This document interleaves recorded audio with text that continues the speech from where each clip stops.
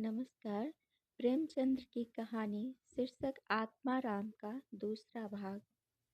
महादेव घर पहुंचा तो अभी कुछ अंधेरा था।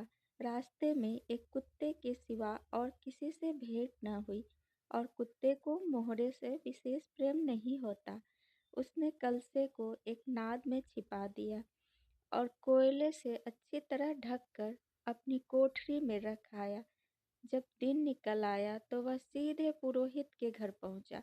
पुरोहित पूजा पर बैठे सोच रहे थे, कल ही मुकदमे की पेशी है और अभी तक हाथ में कौड़ी भी नहीं।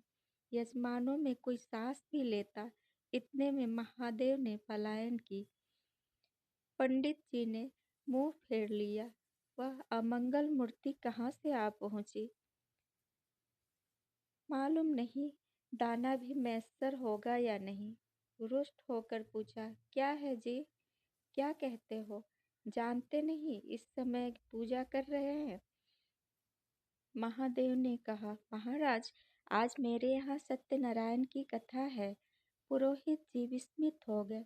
कानों पर विश्वास न हुआ। महादेव के घर कथा का होना उतनी ही असाधारण घटना थी जितनी अपने घर से किसी भिखारी के लिए भीख निकालना।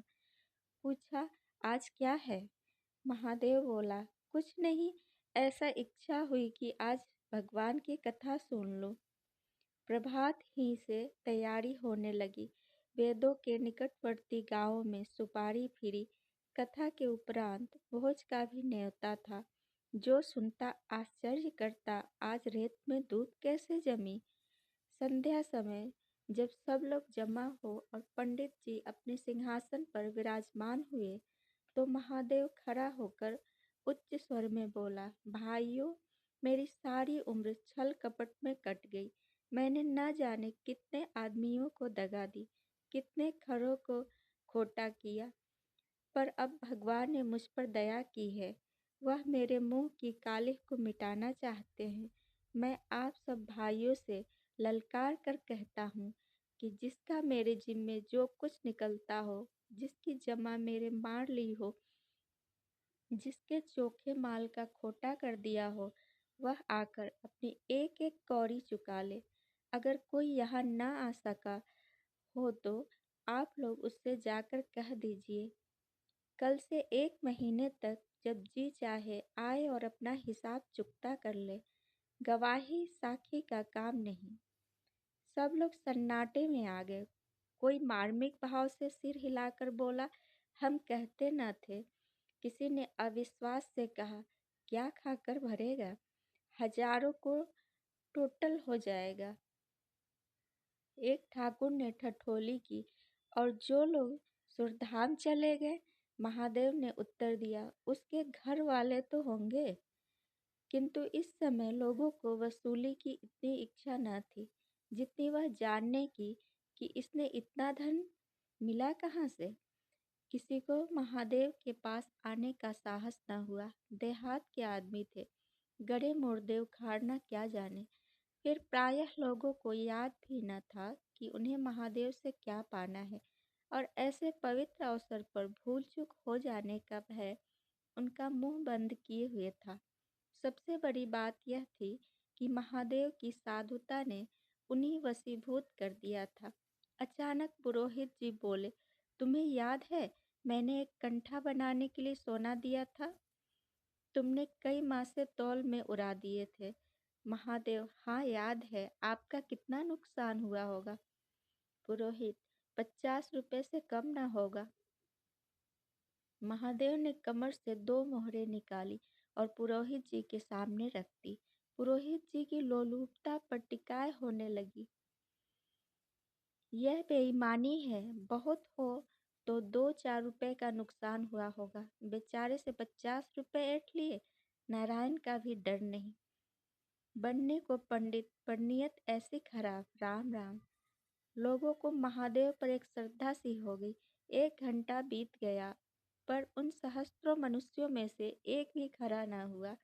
तब महादेव ने फिर कहा, मालूम होता है आप लोग अपना अपना हिसाब भूल गए हैं, इसलिए आज कथा होने दीजिए। मैं 1 महीने तक आपकी राह देखूंगा।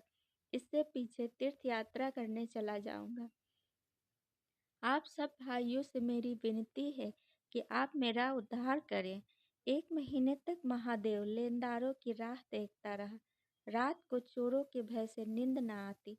अब वह कोई काम न करता। शराब का चस्का भी छूटा। साधु अभ्यागत जो द्वार पर आ जाते, उनका यथा योग्य सत्कार करता। दूर दूर उसका सुयश फैल गया। यहाँ तक कि महीना पूरा हो गया और एक आदमी भी हिसाब लेने न आया।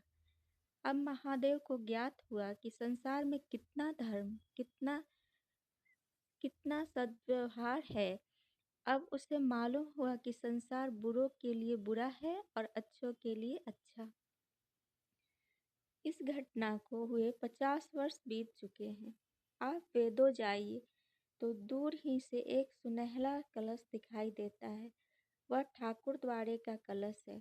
उससे मिला हुआ एक पक्का तालाब है। उसमें खूब कमल खिले रहते हैं। उसकी मछलियाँ कोई नहीं पकड़ता। तालाब के किनारे एक विशाल समाधि है। यही आत्माराम की स्मृति चिन्ह है। उसके संबंध में विभिन्न किंवदंतियां प्रचलित है। कोई कहता है वह रत्न जटित पिंजरा स्वर्ग को चला गया। कोई कहता वह सत्य गुरुदत्त कहता हुआ अंतर ध्यान हो गया।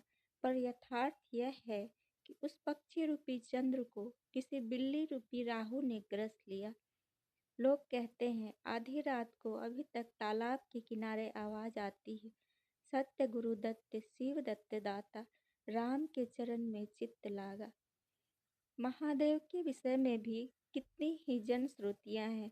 उनमें सबसे मान्य यह है कि आत्माराम के समाधिस्थ होने के बाद वह कई सन्यासियों के साथ हिमालय चला गया और वहां से लौट कर न आया।